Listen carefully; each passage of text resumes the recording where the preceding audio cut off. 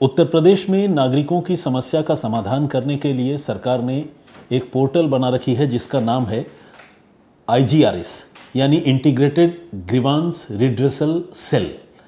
इस IGRS portal में जो भी लोग अपनी शिकायतें डालते हैं वो शिकायत सीधे मुख्यमंत्री कार्यालय तक पहुंचती है, चीफ मिनिस्टर तक पहुंचती है। मुख्यमंत्री कई बार खुद इसे देखते हैं, कई बार उनकी ऑफिस के जो टॉप ऑफिशियल्स हैं वो देखते हैं। तो सिस्टम से हारे हुए लोग, थाना, पुलिस, तहसीलदार, ज़िला प्रशासन, जहाँ कोई सुनवाई नहीं होती, लोग जहाँ परेशान हो जाते हैं वहाँ लोग इस IGRS में शिकायत करते हैं। और ये चूँकि सीधे मॉनिटर्ड बाय CM ऑफिस है तो शिकायत करने पर उसका रिजल्ट भी निकलता है। अभी हुआ ये कि 16 अप्रैल को एक शख्स ने, जो कि लखनऊ के चिन्हट का रहने वाला है, उसने इसी IGRS पोर्टल में शिकायत करके ये बताया कि उसकी नाबालिग बेटी, जिसकी उम्र 16 साल है, वो रहस्यमयी तरीके से घर से गायब हो गई है। वो बहुत परेशान है, अपनी बेटी को ढूंढ रहा है लेकिन वो नहीं मिल रही है। और उसने पुलिस थाने में शिकायत देने की भी कोशिश की है लेकिन उसकी सुनवाई नहीं हो रही है। अब ये बात जब IGRS पोर्टल के ज़रिए CM ऑफिस तक पहुंची तो जाहिर है मामला काफ़ी गंभीर सा लगा, क्योंकि एक नाबालिग लड़की की गुमशुदगी का मामला था। और ऐसी गुमशुदगी सिर्फ गुमशुदगी नहीं बल्कि किडनैपिंग होती है, क्योंकि वो माइनर है। तो पुलिस को ये मामला जो है वो फॉरवर्ड किया गया, खासकर लखनऊ पुलिस को, और लखनऊ पुलिस के थ्रू फिर चिन्हट थाने की पुलिस को। और CM ऑफिस की तरफ से ये नोट साथ में दिया गया कि फ़ौरन इस मामले की जांच करें और ये पता करें कि आखिर जो पीड़ित है विजय कुमार चौबे, जिस आदमी का नाम है, उसकी बेटी गायब हो गई है, किडनैपिंग हुई है, सुनवाई क्यों नहीं हो रही है। तो जब ये बात लखनऊ पुलिस के ज़रिए चिन्हट थाने की पुलिस को पता चला, लखनऊ पुलिस हेडक्वार्टर के ज़रिए, तो चिन्हट थाने की पुलिस थोड़ी हैरत में पड़ गई। हैरत में इसलिए पड़ गई क्योंकि पुलिस ने पिछले 2 दिनों में जो भी ऑफिसर ड्यूटी पर तैनात थे, यानी जिन्हें, ऐसा तो बहुत सारे लोग होते हैं लेकिन एक ड्यूटी ऑफिसर होता है थाने में, जिसकी जिम्मेदारी होती है आगंतुकों को रिसीव करना और उनसे कंप्लेन लेना, उनकी शिकायत को समझना। और ये शिफ्ट में ड्यूटी होती है, क्योंकि आपको पता है थाना ऐसी जगह है जो 365 दिन 2400 घंटे जहाँ काम होता है। तो पुलिस ने पिछले 2 दिनों में जो भी ड्यूटी ऑफिसर्स थे उनसे बातचीत की, SHO ने थाने के, और पूछा कि भाई ऐसी कोई शिकायत, कोई कंप्लेन कोई लेकर आया था, आपने ऐसा तो नहीं कि किसी को थाने से लौटा दिया, हल्के में लिया कोई शिकायत। तो सारे ऑफिसर्स ने कहा कि नहीं साहब, हमारे पास तो ऐसा कोई कंप्लेंट आया ही नहीं, कोई आदमी नहीं आया, और विनय कुमार चौबे नाम का तो कोई भी आदमी नहीं आया। अब पुलिस को लगने लगा कि भाई ये मामला तो बड़ा अजीब सा लग रहा है, क्योंकि ऐसा आदमी जो थाने में ही नहीं आया वो सीधे IGRS में कंप्लेन करके बता रहा है कि मेरी बेटी गायब हो गई है और पुलिस सुनवाई नहीं कर रही है। तो ये कैसे हो सकता है। तो चूँकि CM ऑफिस की तरफ से ऑर्डर था तो चिन्हट थाने की एक टीम फ़ौरन निकलती है उस जगह के लिए जहाँ का ये शख्स रहने वाला था, विजय कुमार चौबे। ऑब्वियसली चिन्हट पुलिस स्टेशन की हद में ही उसका मकान था, तो उसके मकान को पुलिस लोकेट करती है और उसके घर पहुंचती है। घर पहुंचने के बाद पता चलता है कि बेटी तो वाकई गायब है, नदारद है, और जो पिता है जिसने कंप्लेंट दी है IGRS में, विजय कुमार चौबे, वो भी गायब है। और इसके अलावा घर में 2 और लोग मिलते हैं, जिनमें विजय की पत्नी मिलती हैं और विजय के पिता, यानी ये जो लड़की गायब हुई है उसके दादा मिलते हैं। 2 लोग मिलते हैं। अब इनसे पुलिस पूछताछ करती है कि भाई आपकी बेटी कहाँ है, कहाँ गायब हो गई, आपको क्या लगता है। तो इन्होंने कहा कि कहाँ गायब हो गई ये तो हमें नहीं पता, लेकिन जो हमारा बेटा है विजय कुमार चौबे, इसने कंप्लेंट की थी और हम ढूंढ रहे हैं, बच्ची हमारी मिल नहीं रही है। तो पुलिस ने कहा कि ठीक है, विजय कुमार चौबे से बात कराइए अगर कहीं पर वो है, क्योंकि हम फ़ोन कर रहे हैं, उसका फ़ोन स्विच ऑफ आ रहा है, तो आप ज़रा उन तक हमें पहुंचने में हमारी मदद कीजिए। तो बुजुर्ग पिता ने कहा कि नहीं, हमारे पास भी एक ही नंबर है लेकिन हम भी ट्राई कर रहे हैं और वो नंबर मिल नहीं रहा है। तो पुलिस ने पूछा कि आखिरी बार विजय घर से कब निकले थे और क्या बोलकर निकले थे। तो विजय कुमार चौबे के जो पिता हैं, यानी उस लड़की के दादा, उन्होंने ये कहा कि बेटा जो है वो 2 दिन पहले यानी 14 तारीख को ही निकला है और तब से जो है वो बेटी भी गायब है। तो पुलिस की हैरानी थोड़ी और बढ़ जाती है, क्योंकि डेट भी एक है जिस दिन पिता घर से बाहर गया है और बेटी भी उस दिन से ही गायब है।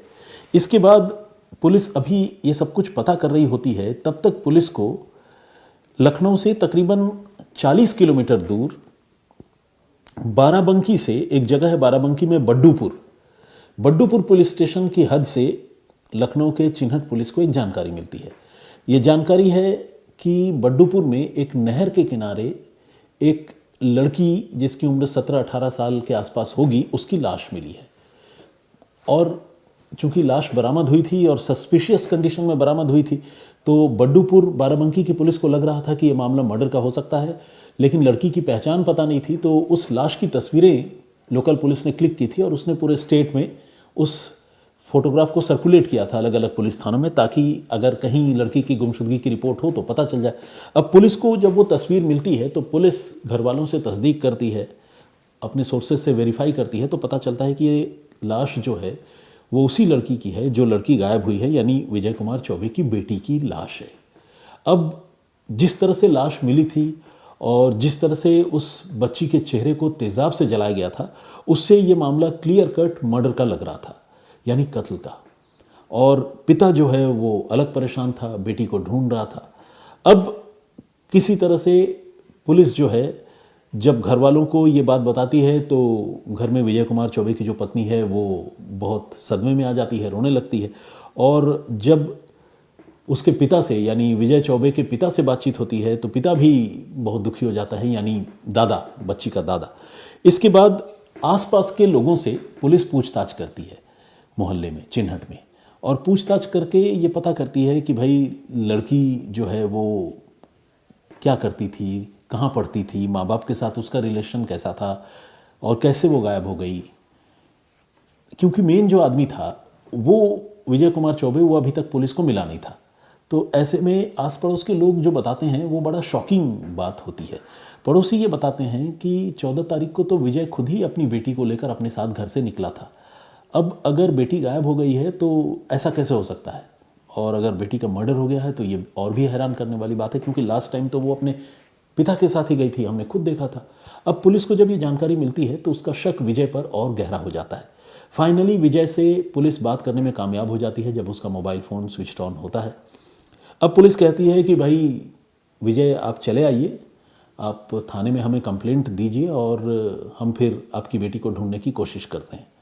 तो विजय चौबे ये बोलता है कि हम अब अलग से थाने में कंप्लेंट नहीं देंगे, हमने ऑलरेडी IGRS यानी जन सुनवाई पोर्टल में अर्जी दे दी है। अब आपको जो भी जांच करनी हो कर लिया, आप पता लगा लीजिए कि हमारी बेटी कहाँ है। तो ये बड़ा बेरुखा सा जवाब एक पिता की तरफ से पुलिस वालों को मिलता है, उस पिता की तरफ से जिसकी जवान बेटी, बल्कि नाबालिग बेटी गायब है। तो उस पिता को ऐसा जवाब देना तो बनता नहीं था। पुलिस को अब लगने लगता है कि इस मामले में ज़रूर दाल में कुछ काला है और पुलिस का शक जो है विजय चौबे पर ही गहराने लगता है। अब पुलिस विजय चौबे के मोबाइल फ़ोन की लोकेशन निकालती है और इसी के साथ विजय के पिता से यानी उस लड़की के दादा से फिर से पूछताछ करती है। अब जब लड़की के दादा से पुलिस थोड़ी सख्ती से पूछताछ करती है और ये बताती है कि किस तरह से उनका बेटा लगातार पुलिस को गुमराह करने की कोशिश कर रहा है, तो वो बुज़ुर्ग आदमी जो है वो टूट जाता है। वो ये कहता है कि नहीं, आप सही कह रहे हैं, हम झूठ बोल रहे थे, मेरे बेटे विजय ने ही जो है मेरी पोती की हत्या कर दी है। अब पुलिस को पूरा यकीन हो जाता है जब घर में ही एक मेंबर ये कबूल करता है कि विजय अपनी बेटी का हत्यारा है, तो पुलिस को पूरा यकीन हो जाता है और पुलिस जो है विजय के मोबाइल फ़ोन की लोकेशन पता करने लगती है। इससे पहले विजय की जब पुलिस वालों से बातचीत होती है तो वो ये बताता है कि वो तंत्र मंत्र कुछ करवाने के लिए, चूंकि वो कुछ परेशान है, पारिवारिक परेशानी उसे चल रही है, वो राजस्थान की तरफ निकला है। अब पुलिस जब उसके मोबाइल फ़ोन की लोकेशन को एक्सप्लोर करती है, पता करती है, तो पता चलता है कि नहीं, राजस्थान नहीं, पहले तो वो बाराबंकी की तरफ था और इसके बाद लखनऊ के पास ही किसी दूसरे इलाके में उसकी लोकेशन नज़र आती है। तो ये भी पता चलता है कि विजय जो है अपनी लोकेशन को लेकर भी झूठ बोल रहा है। फाइनली उसकी लोकेशन को ट्रेस करते हुए पुलिस उस तक पहुंचती है और विजय को दबोच लिया जाता है। इसके बाद विजय के साथ विजय की निशानदेही पर एक और शख्स की गिरफ्तारी होती है जिसका नाम है अब्दुल मन्नान। इन दोनों से अब पुलिस सख्ती से पूछताछ करती है और अब तो ये राज खैर सामने आ ही चुका था कि बेटी जो है इस दुनिया में नहीं है, उनका कत्ल हो चुका है। विजय की जब गिरफ्तारी होती है तो वो भी कबूल कर लेता है कि हाँ, उसने ही अपनी बेटी की हत्या की है और उस हत्या में उसका साथ जो है अब्दुल मन्नान ने दिया है, जो कि उसका दोस्त है। पुलिस पूछती है, भाई जवान बेटी क्यों हत्या कर दी, 16 साल की उम्र की, ऐसी क्या बात थी। तो उसने कहा कि बेटी हमारा कहा नहीं मानती थी और बेटी के अलग अलग लड़कों से दोस्ती थी, और ये बात जो है हमें बहुत अखरती थी। एक बार बेटी हमारी घर से भी चली गई थी, तो लोग जो है तरह तरह की बातें बनाते थे, सवाल उठाते थे। तो हमने कई बार बेटी को समझाने की कोशिश की, लेकिन वो नहीं मानी। तो हमने फिर तय किया कि हम उसकी हत्या कर देंगे। तो देखा जाए तो ये झूठी शान में किया गया कत्ल का मामला था, और पिता ने और उसके दोस्त ने मिलकर पहले कार में बिठाकर झाड़ फूंक करवाने के बहाने से ही अपनी बेटी को ये साथ में लेकर गए, और बाराबंकी की तरफ ही लेकर गए थे ये 14 तारीख को। और आधे रास्ते में बाराबंकी के बड्डूपुर के पास एक नहर है, वहाँ पर इन्होंने कार रोक कर कार के अंदर गला घोंट कर पहले बेटी की हत्या की, और फिर वो उसके शव को नहर में फेंकना चाहते थे। लेकिन जब शव को वो नहर में फेंकने के लिए निकालने की तैयारी कर रहे थे, तो वहाँ से कई सारी गाड़ियाँ अगल बगल से गुजर रही थी, लोग भी गुजर रहे थे। तो ये दोनों कातिल जो है ये घबरा गए। इनको लगा कि नहर वहर में फेंकने के चक्कर में रहेंगे तो कहीं लोगों ने देख लिया तो पकड़े जाएंगे और पिटाई अलग होगी। तो इन लोगों ने फिर उसके शव को जो है वहीं एक सुनसान जगह पर नहर के पास फेंक दिया। पानी में डालने की हिम्मत इनकी नहीं हुई, लेकिन इन्होंने सोचा कि चेहरा अगर डिस्फिगर कर दे, तेज़ाब से जला दे, तो शायद पहचान नहीं हो पाएगी और हम कभी पकड़े भी नहीं जाएंगे। तो अपनी तरफ से इन्होंने शव के ऊपर तेज़ाब वगैरह भी डाला, लेकिन चेहरा इतना ज़्यादा डिस्फिगर नहीं हुआ। और ऊपर से इस लड़की की जो तस्वीरें सोशल मीडिया में और अलग अलग लोगों के पास थी, उसमें इस लड़की ने जो ड्रेस पहन रखी थी वही ड्रेस इसने लास्ट टाइम भी पहनी थी, जो शव में उस ड्रेस का पाया जाना जो है एक एविडेंस के तौर पर पुलिस के हाथ लगा। तो इस तरह से झूठी शान की खातिर एक पिता ने अपनी ही बेटी की हत्या कर दी, और न सिर्फ हत्या कर दी बल्कि ओवर स्मार्टनेस दिखाते हुए और पुलिस को गुमराह करने के इरादे से, क्योंकि उसे पता था कि आज नहीं तो कल बेटी के बारे में पुलिस या लोग पूछताछ करेंगे कि भाई बेटी तुम्हारी कहाँ गई, तो जवाब क्या दूंगा, हो सकता है कोई पुलिस में शिकायत कर दे। तो वो अपने लिए एक एलिबी यानी अपने लिए एक कहानी तैयार कर रहा था जिसकी आड़ में वो खुद को डिफेंड कर सके, बचा सके। और इसी स्मार्टनेस में या कहें कि ओवर स्मार्टनेस में उसने IGRS integrated grievance redressal cell में उसने कंप्लेंट की थी। लेकिन जैसे ही कंप्लेंट की वो मामला CM ऑफिस तक पहुंच गया और वहाँ से फिर जांच की शुरुआत हो गई, और फिर कातिल जो है, दोनों कातिल पकड़े गए। तो ये थी पूरी कहानी, ये था पूरा घटनाक्रम। इस पर आपकी राय क्या है, आप क्या सोचते हैं, प्लीज़ कमेंट करके ज़रूर बताइएगा।